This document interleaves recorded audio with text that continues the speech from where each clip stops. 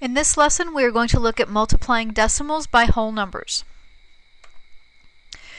When we're multiplying decimals, there are really four things that we need to keep in mind. We're going to start by giving ourselves an estimate. We're going to think about what our answer should be so that we can understand the reasonableness of the product that we're getting.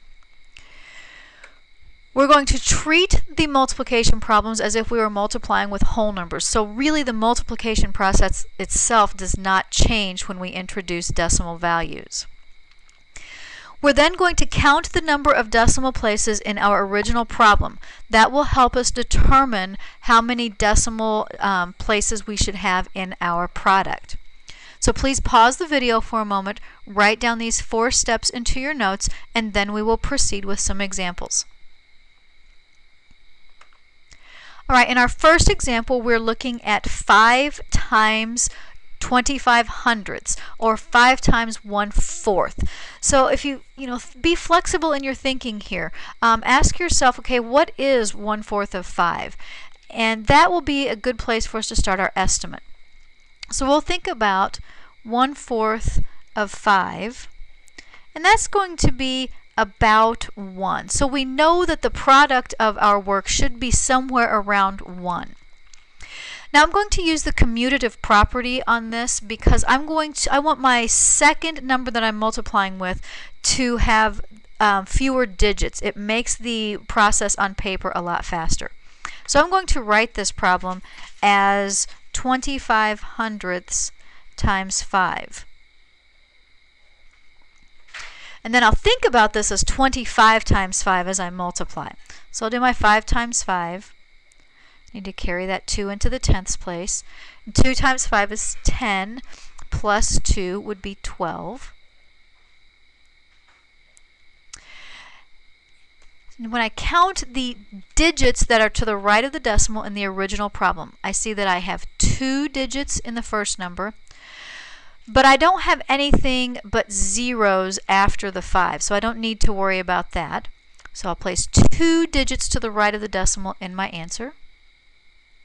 And that tells me that 25/100ths times 5 is 1 25/100ths. And that's pretty close to my estimate, so we're good on this one.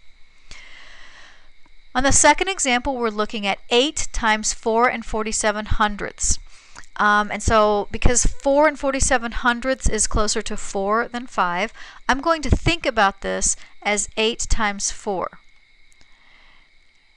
And that's going to give me a product somewhere around 32. So again, I'm going to choose to use the commutative property, put my number with more digits on top to speed up the process. And then I'll treat this as if I were multiplying 447 times 8. So I have 8 times 7, which is 56. And 4 times 8 is 32, plus 5 is 37. Then I have 32 again, plus 3 would be 35. I have 2 digits to the right of the decimal in the first number, nothing but zeros to the right of the decimal in the second number. So that means I am going to need 2 digits to the right of the decimal in my product. And that means I've got a number pretty close to 32. All right, now it's your turn. Let's do these. Pause the video and try these 2 problems. Remember to do your estimate first to give yourself an idea of where your answer should fall, and restart the video to check your work. All right, in the first you try it problem, we're looking at something that's going to be really close to 9 times 3, which would be 27. And I would again use the distributive property here to put the number with more digits on top. 9 times 3 is going to be 27. 6 times 9 is 54, plus 2 would be 56. 9 times 2 is 18, plus 5 would be 23. We have 2 digits to the right of the decimal in the first number, nothing but zeros to the right in the second number. So that means we need 2 digits to the right of the decimal in our product. That gives us 23 67/100ths, which is pretty close to 27. All right, and the second one that I ask you to try, we're looking at something that's really close to 0 times 8. Okay, so we're going to have a number that's, somewhere probably between 0 and 1 on this. We really don't need to use the commutative property on this one because 12 hundredths has more digits than 8 already. So we'll do our 8 times 2, which is 16. 8 times 1 is 8, plus 1 is 9. Again, 2 digits in the first number, nothing but zeros to the right of the decimal in the second. So that's going to give us 2 digits in our product.